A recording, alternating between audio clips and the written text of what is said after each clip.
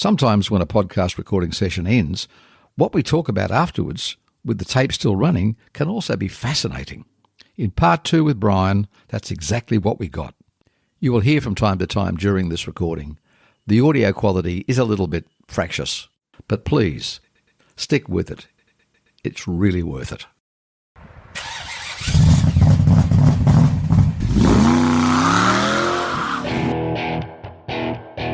Brian, at that time, well, you knew P.H. Wong. What was he like? Oh, he was a terrific guy. P.H. Wong became a dear friend of mine.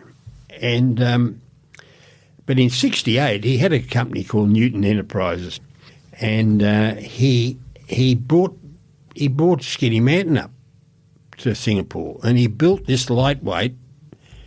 Because we'd been there in '67 and saw how free the rules were. For '68, that was the year he bought Grice up there as well. Oh, did he? In Kevin's old Brabham. Oh, okay. And so we knew what you could and couldn't do for '68, and of course, so P.H. Wong built this lightweight with the 1370 and all the gear and brought up Peter. He went to a lot of trouble without realising that I'm down in Caringbah and Ian Morsley's working for me in those days, and he said, let's build this bloody lightweight to their rules.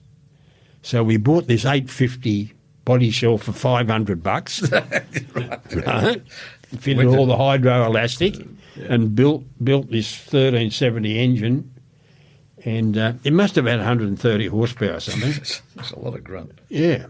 Front-wheel drive. Yeah, it was probably 100 kilowatt or a bit more in 500, and if the average car today is 1,500 kilos, isn't it? Yeah. So that's 300 kilowatts per or more, perhaps. Yeah. And it really went. Well, I ran it in the Grand Prix. That's right. Oh, good. Because they mixed everything together. I ran in the Grand Prix and I was coming 6th. Well, I guess I racing got cars. up to 4th. Oh, God. And it did something happened. I don't know whether they had belts or anyway, something happened and it stopped. But up until then, it was bloody quick.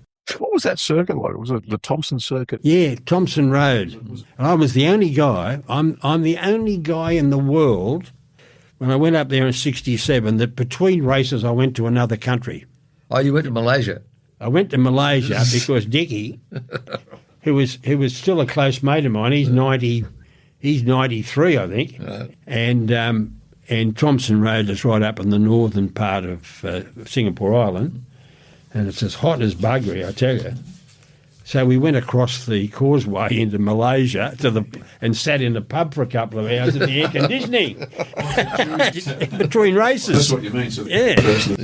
So I'm in another country between races. I like that. That's got some style to it. Exactly. Yeah.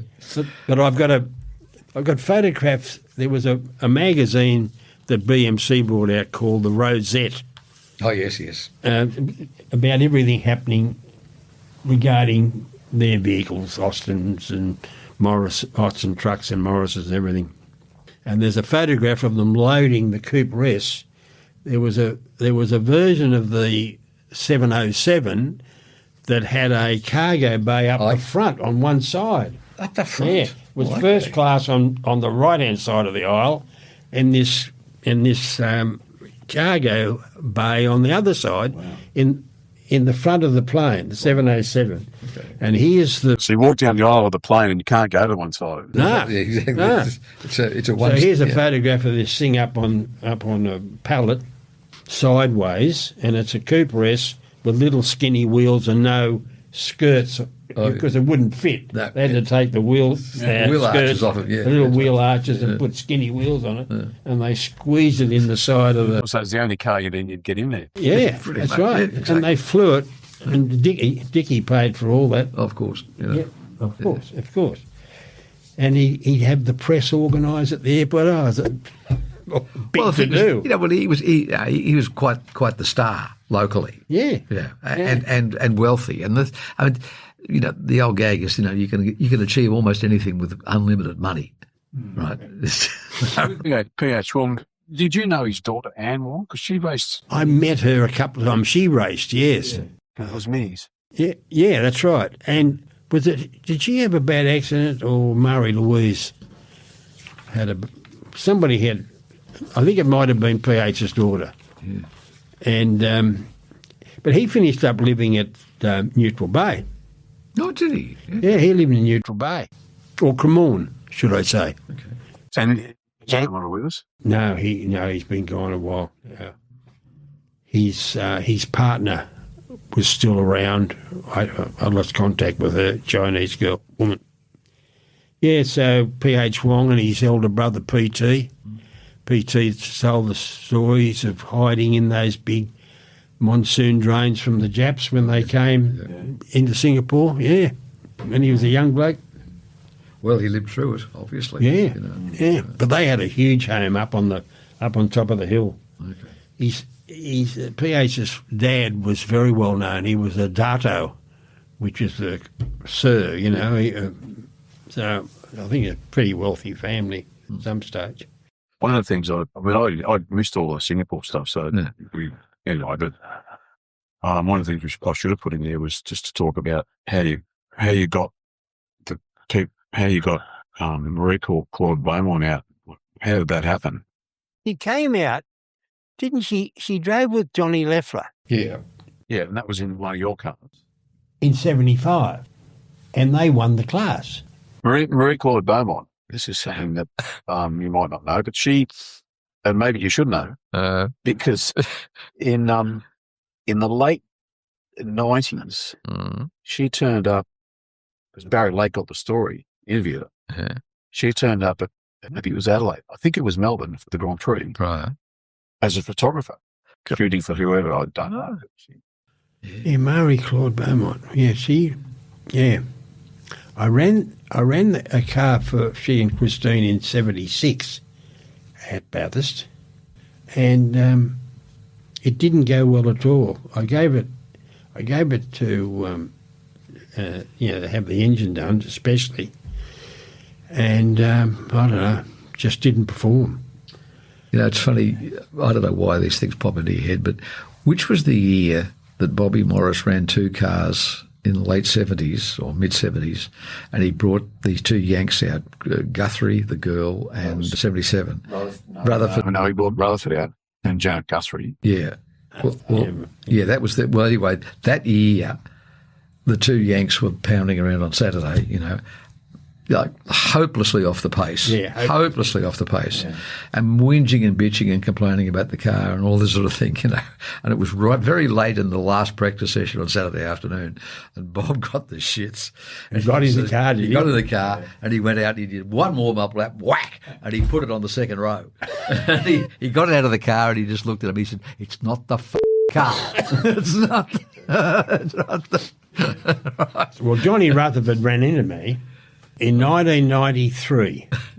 I was 59 years of age, and they had a Pro-Am race at Surfers Paradise. Oh, Ronnie Dixon. Oh, Ronnie. Oh, God. Ronnie Dixon organised it. God, okay. Yeah, okay. On the long street circuit. Yeah.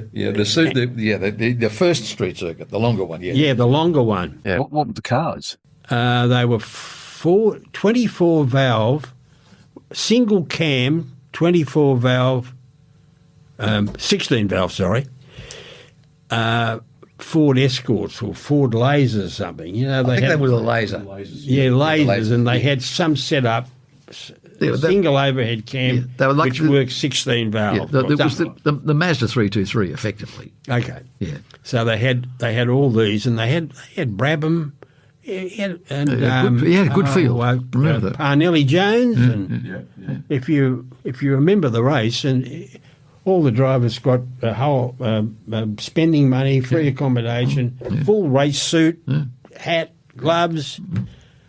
Anyway, so I was. So this is 1993.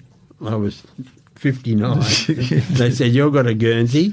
They put me in this car, and we came down the long straight, the Esplanade, and through the little left-hander and the right-hander, and Rutherford was behind me just here, and I got people beside me, and he ran into the back of me and spun me around. That's right. And right at the end of the esplanade was this place we used to stay at every year on holidays.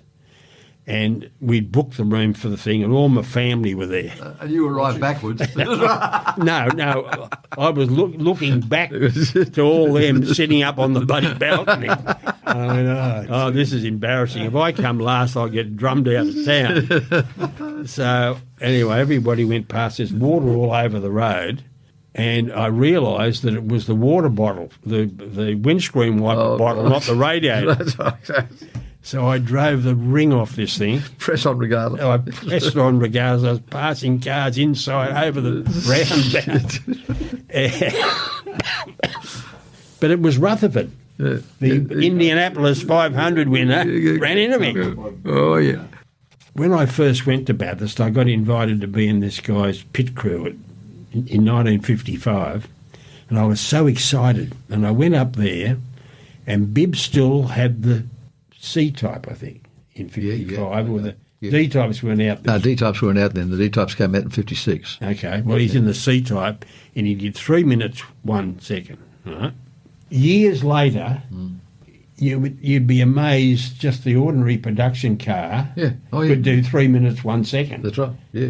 You know, some piddly thing that couldn't get out of sight in a dark night. Well, I mean, we had spent... Formula Bs were doing sort of about 304 or something in the early 70s. Yeah. Well, but the track's a lot better. Oh, yeah. But remember, we had Spencer Martin in here last year doing one of these things. And we were talking about the year that he and David ran that bloody Volvo at Bathurst in the 1000, right? Now, the bog standard Volvo, its lap time was as fast as the GTHOs were in 72. Bog standard Volvo, right? Okay, the circuit was better, but still. Yeah, but I don't reckon the circuit is... the circuit back in the old days before the walls and everything else, and the chase. Thinner, there wasn't as much room. So no. I reckon the circuit of yesteryear was no quicker than the circuit today. Oh, you reckon it was just... because the chase would make up for the old circuit used to be skinnier. Yeah, that's right. And you didn't have the room to drift out here and drift out there. Well, I reckon... Perhaps I'm wrong. 1990, I think it was, thereabouts, I went, Bob Forbes was holding a press day at Warwick Farm on the short circuit, when it was still there. And I drove out there, and I drove through the gate and across, and I stopped on the racetrack. I stopped as I was driving across to go, and I got out of the car, and I went, oh, it was never that narrow, surely. Right? I thought, it's really, really narrow. Yeah. Right? Yeah. I think, blacks are 2 and 3 wide going around here. Yeah. But then again, of course, the cars were so much smaller. Yeah, that's right. The cars were much, much smaller. I mean, you've only got to put a 60s Mini next to like a new Mini. It's half the size. While you're still here, there was a couple of things I was going to ask you. That 73 Alpha, you said that, you remember we... Yeah. 73. What was the engine in that? Was that the V8 or was that a 4-cylinder? No. It was a 2-litre, and somehow or other we found a Formula 2, 1600 Formula 2 Alpha engine, 16 valve. Okay. And we took the 16 valve off the 1600 motor and put it on our 2-litre motor because it fitted because of all the bolts. Yeah. But we didn't check to see if the timing was the same. No, if the combustion chamber fitted over. Oh, no, it didn't do anything. Just went plonk and tightened it up, and took it out to Schroeder's at Hornsby. The pistons didn't beat the shit out of the head, and it had slide injection. Oh, good Lord! I forget the brand. It was very agricultural. This injection. You press your foot on the accelerator and the cable, that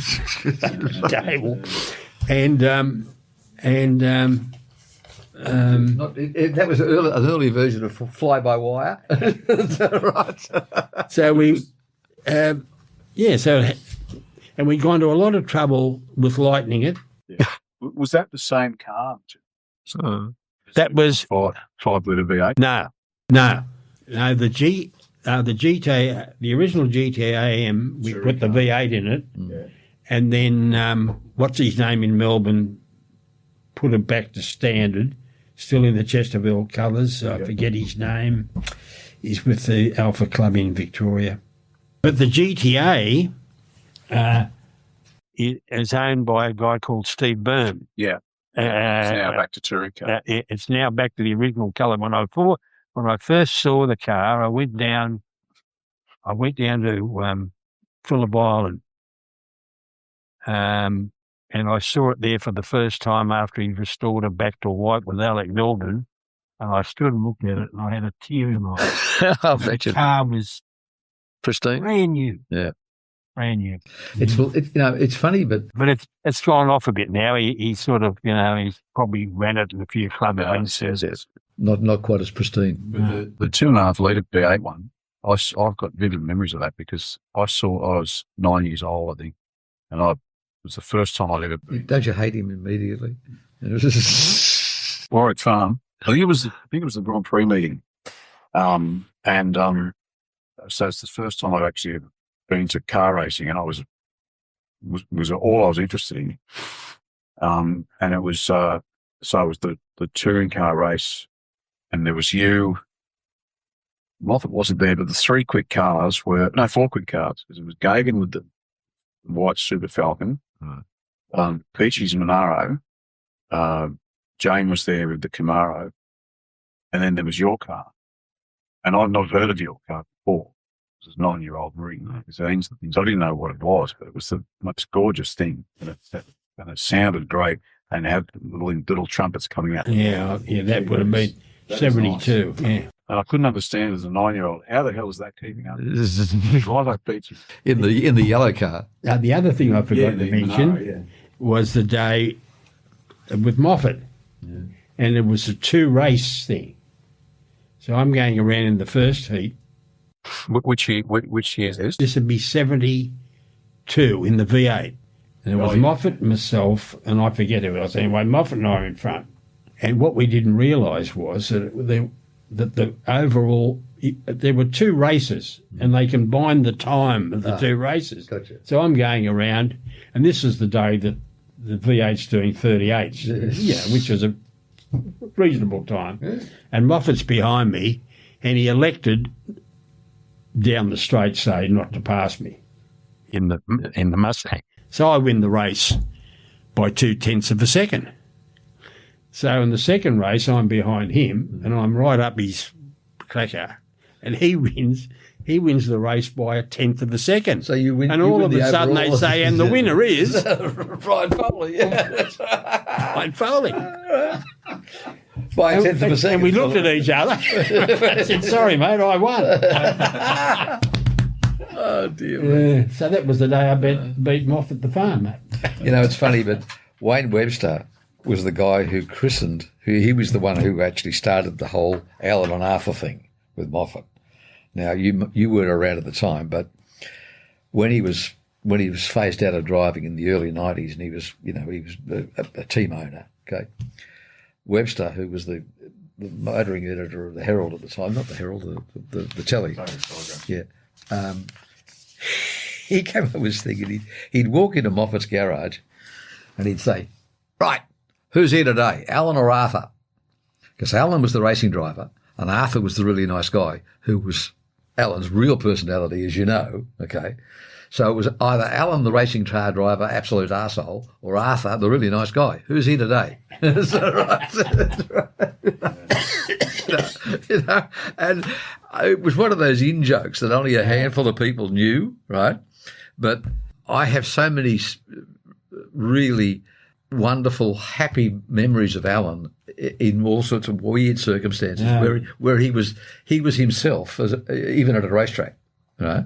But he was so intense, wasn't he? I don't have any happy. No, you didn't. You didn't get along with him at all. That's right. Oh dear me. Well, listen, I'd like to thank you again. I really would. You've got to go home. I better hit the frog. Hit the frog and toad. Come on, we'll get you out of the car park for a start.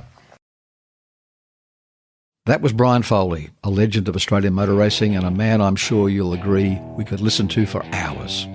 This is Ray Berghaus, signing off. Well, friends, that's the conclusion of another episode of the Australian Muscle Car Magazine podcast series. We hope you enjoyed the tales contained herein and look forward to seeing you again soon. In the meantime, be sure to check out musclecarmag.com.au for news stories, news and galleries from the Muscle Car Vault. We add them weekly, as well as brand new digital issues as soon as they become available on the newsstand. Thanks for listening, and as always, safe driving and happy reading from the team at Australian Muscle Car Magazine.